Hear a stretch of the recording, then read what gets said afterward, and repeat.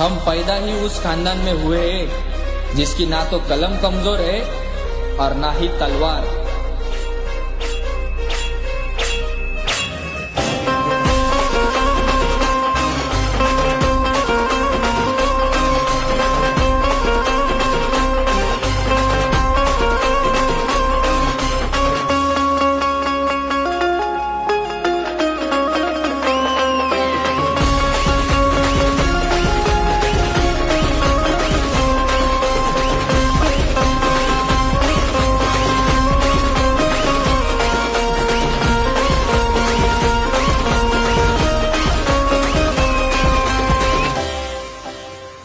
जातीवर घातला ज्याने समतेचा घाव, सुकलेल्या जीवनात केला पाण्याचा वर्षाव।